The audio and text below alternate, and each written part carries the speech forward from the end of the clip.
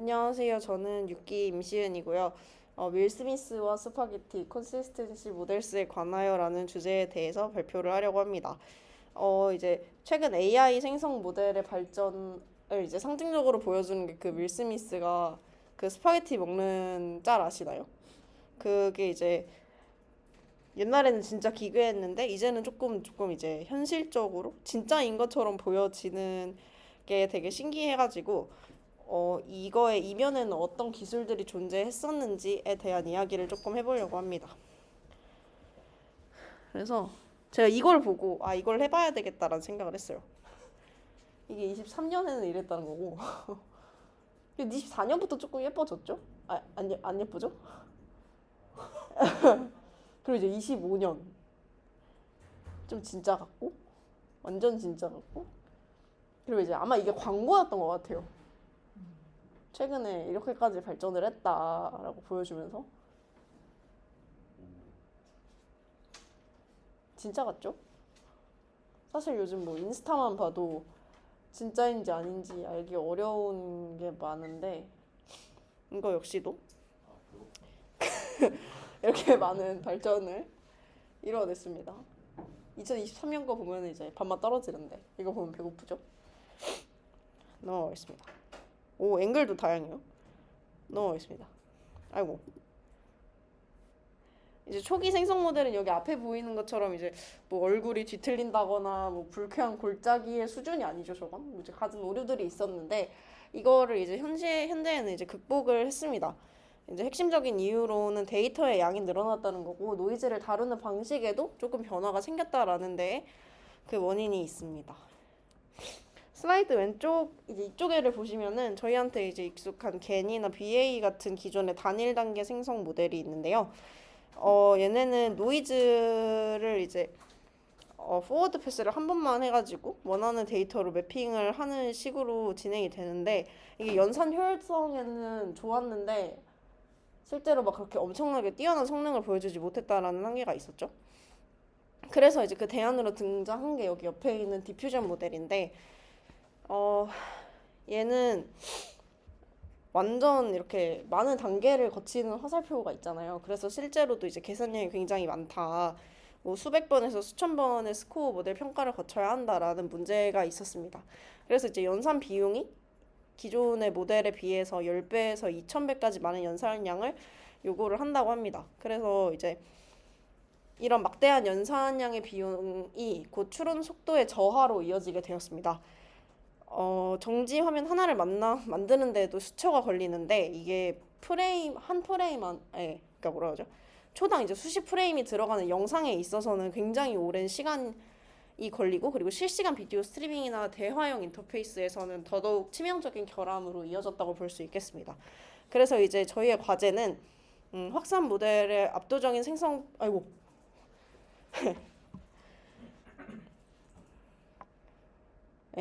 뭐 됐다. 그 품질을 유지를 하면서 어떻게 간단한 연산으로 그 성능을 얻어낼 것인가라는 그런 이제 한계에 부딪혔고 그거를 하기 위해서 많은 연구가 있었습니다. 그래서 이 문제를 해결하기 위해서 나온 많은 방법론이 있었는데 그 중에 한 단계가 이제 컨시스텐시 모델이라고 보면 좋을 것 같습니다. 이제 기존 확산 모델에서 이제 포워드 프로세스는 데이터의 가우시안 노이즈를 더해가는 확률 미분 방정식인 SD로 이제 정의가 됩니다. 하지만 이제 샘플링하는 그 역방향 과정에서는 굳이 무작위성을 유지할 필요가 없어졌는데요. 이때 모든 SD는 그와 동일한 확률 밀도 함수의 변화를 공유하는 probability flow ODE로 변환될 수 있습니다. 이게 이제 쓰기로는 앞으로 PFOD라고 쓰여질 건데 이제 옆에 있는 저기 조그맣게 있는 저쪽 식에서 보시다시피 ODE는 데이터 분포의 스코어 펑션에 이렇게 의존을 해가지고 이루어지게 됩니다. 그래서 SD는 무작위적인 그런 확산을 묘사를 한다면 PFOD는 그 분포의 흐름을 유지하면서도 개별 샘플의 이동을 결정론적으로 이제 하나의 궤적으로 만들어낸다고 보실 수가 있겠습니다. 그래서 여기서 보시면은 어떤 위치에 있던 간에 다시 이렇게 처음의 위치로 돌아가게 한다. 인데 이제 하나의 결정론적인 방법으로 라고 보시면 된다는 거죠.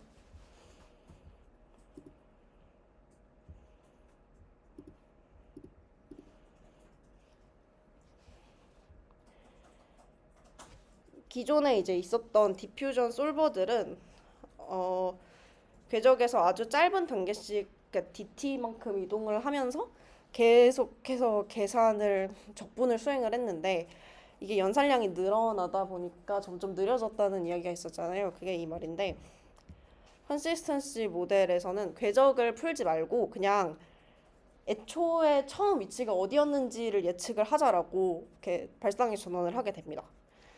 그래서 궤적 위에 저기 점들이 있잖아요. 이 궤적 위에 어떤 점에 있었던 간에 다시 이 동일한 원점으로 매핑을 시켜보자라는 목적에서 이 F 세타가 학습이 된다는 겁니다. 그래서 이거를 셀프 컨시스텐시 속성이라고 부르는데요. 그래서 이제 수백 번의 미분 방정식 연산을 한 번의 함수 호출로 치환해서 아주 간단하게 만들어 버린다라고 보시면 좋을 것 같습니다. 그래서 이게 그냥 속도만 빠른 게 아니라 연산 과정을 단축함으로써 수치 해석적 오차가 누적될 기회를 원천적으로 차단하는 효과를 가진다고도 합니다.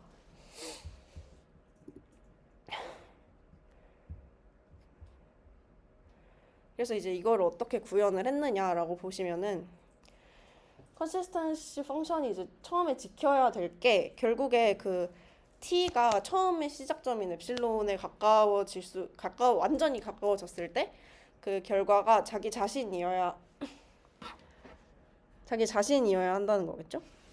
이게 바운더리 컨디션이라고 부르는데, 네, 이걸 이제 바운더리 컨디션이라고 부르는데 이게 결국에 그러니까 정답에 있었으니까 굳이 다른 건 볼 필요 없이 그냥 자기 자신에 있으면 됩니다라고 말하는 거고. 그래서 이제 그 F 세타라는 수식을 정의를 할 때 이제 t에다가 초기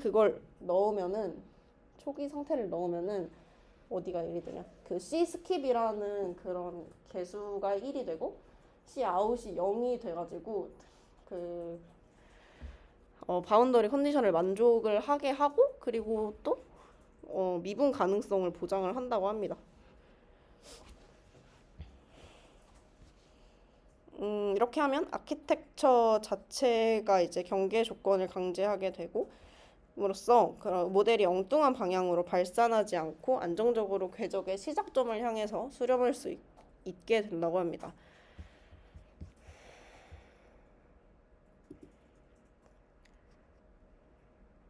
그래서 지금까지는 이제 수학적으로 어떤 조건을 만족을 하기를 원했는지 그리고 이걸 강제하기 위해 어떤 방법을 썼는지를 알아봤는데 이제 이 모델이 실제 데이터의 그 트래젝터리를 어떻게 학습을 하는지에 대한 이야기를 할 건데 이게 두 가지 방법론이 있다고 합니다. 첫 번째는 컨시스턴시 디스틸레이션이라는 방법이고 그리고 컨시스턴시 트레이닝이라는 방법도 있습니다. 우선 첫 번째는 이제 이게 제일 많이 쓰이는 방법인데 얘는 이미 잘 학습된 모델을 프리트레인드 디퓨전 모델 그죠? 프리트레인드 디퓨전 모델이죠. 이게 가르쳐주는 궤적을 그대로 이렇게 복제를 하는 디스틸레이션 방식이라고 보시면 좋을 것 같습니다.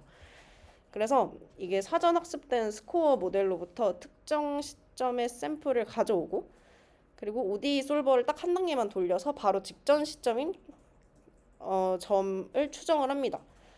이렇게 궤적상에 인접한 두 점을 생성을 하고 스튜던트 모델의 출력이 일치하도록 학습을 합니다. 그러니까 이제 단계의 차이가 나는 두 노이즈 지점에서 출발하더라도 결국에는 그냥 똑같은 결과를 예측을 하게 한다 라는 게 그냥 이 방식이라고 보시면 될 것 같고요. 근데 이제 만약에 사전 학습된 디퓨전 모델이 없는 경우는 어떡하냐라고 했을 때 이제 컨시스텐시 트레이닝이라는 방법이 등장을 하는데요. 이게 아주 중요한 역할을 했다고 합니다. 얘는 데이터셋만 가지고 그 컨시스텐시 모델을 처음부터 독립적으로 학습시키는 방법인데 스코어 매칭의 원리를 일관성 손실 함수에 녹여낸다고 합니다. 그러니까 실제 데이터 X에 노이즈를 섞어서 인접한 두 지점을 만들고, 그리고 이 두 점이 그 컨시스텐시 함수를 통과했을 때 같은 결과물을 내도록 이제 학습을 시키는 건데, 이게 왜 대단한 발견이었냐라고 하면은 이제 얘가 더 이상 디퓨전 모델의 이제 아류라고 할까요? 뭐 그런 게 아니라 그냥 스스로 독립적으로 존재할 수 있다라는 걸 보여주는 방법이었기 때문이다라고 합니다. 그래서 그 컨시스텐시 트레이닝을 통해서 학습된 모델은 겐처럼 한 단계로 샘플을 만들면서도 디퓨전처럼 높은 다양성을 보장한다고 합니다. 그러니까 이게 이제 그 아까 봤었던 컨시스텐시 트레이닝에서 이제 그 과정을 시각화한 건데, 그 컨시스텐시 모델이 이렇게 단순히 한 번에 생성하는 걸 넘어서 어떻게 그 디퓨전처럼 여러 번 다듬어서 품질까지 높이는지를 보여주는 단계입니다. 그러니까 이게 시간적으로 여유가 없이 그냥 바로 이렇게 보여줘야 되는 거에서는 그냥 한 번에 생성을 하고 마는데, 조금 고품질을 추구한다라고 했을 때는 이렇게 멀티 스텝으로 이렇게 노이즈 인젝션이라는 그 루프를 작동을 시켜가지고 이미지에 이렇게 가우시안 노이즈를 섞고 다시 컨시스텐시 모델에 통과시키고 뭐 이런 식으로 계속 반복을 함으로써 조금 더 정교한 결과물을 얻을 수 있다라고 합니다. 이게 논문에서는 되게 뭐 알고리즘 원 해가지고 좀 복잡한 그런 식으로 나와가지고 그냥 이렇게 개념적으로만, 관념적으로만 가져와 봤습니다.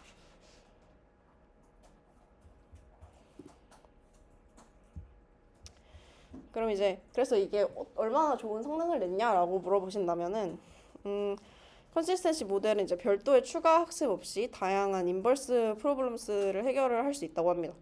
추론 시점의 알고리즘만으로 그 저번에 봤었던 그 인페인팅, 컬러라이제이션, 슈퍼 리솔루션, 디노이징 등의 다양한 작업을 수행할 수 있습니다.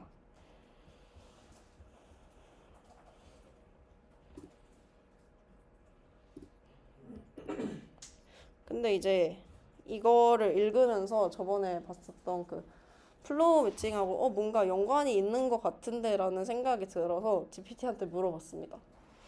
그랬더니 플로우 매칭과의 차이가 뭔지를 좀 더 고민을 해봤는데, 이거는 어쨌든 간에 얘네 둘이 이제 상호 보완적으로 작용을 하기는 하는데, 플로우 매칭은 데이터와 노이즈 사이에서 이제 복잡한 궤적을 이렇게 스트레이트 패스로 재설계를 했잖아요. 근데 그렇게 됨으로써 이제 기존의 디퓨전보다 적은 단계로 정확한 샘플링이 가능해졌다라는 이야기였는데, 반면에 이제 컨시스텐시 모델은 그 경로 위에서 적분 과정을 아예 그냥 생략해버리고 종착지로 그냥 이렇게 한 번에 그냥 간다. 그러니까 경로가 어떻게 생겼든 간에 그냥 처음에 있었던 그 x0로 간다라는 게 이제 목적인 거잖아요. 그러면은 만약에 이제 플로우 매칭으로 이제 궤적을 직선으로 단순화한 다음에 그 직선 경로에서 컨시스텐시 디스틸레이션을 수행을 하면 이게 그 함수를 학습하는 난이도가 이제 비약적으로 줄어들겠죠. 그리고 결과적으로 이제 한 단계 매핑만으로 훨씬 더 정확하고 고품질의 이미지를 얻을 수 있게 된다라고 볼 수 있고요. 그리고 실제로 소라나 그 스테이블 디퓨전 3 같은 최신 수타 모델은 이 두 개념들을 결합을 해가지고 사용을 하고 있다고 합니다.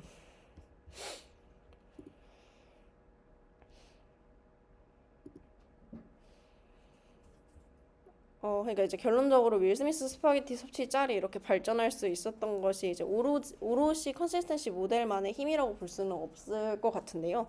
이제 다음과 같은 요소들이 이제 시너지를 이루었다고 할 수 있겠습니다. 디퓨전 트랜스포머가 이제 가장 첫 번째로 전역적인 이제 문맥을 이해하고 물리적인 인과관계를 계산을 함으로써 이게 조금 더 어떻게 물체가 움직여야 하는지를 논리적으로 컴퓨터가 볼 수 있게 되었다고 볼 수 있게 되었고요. 그리고 이제 스페이스 타임 패치스는 복잡한 비디오 데이터를 이제 시공간 조각으로 변환을 함으로써 데이터의 종류와 상관없이 유연하게 학습하고 확장할 수 있는 토대를 마련하였습니다. 그리고 이제 마지막으로 오늘 보았던 이제 컨시스텐시 모델인데요. 얘는 얼마나 빠르게 그리고 효율적으로 계산을 해낼 수 있는지를 다루었기 때문에 이렇게 많은 발전을 이루어내는데 이바지했다라고 보시면 좋을 것 같습니다. 네, 이상입니다.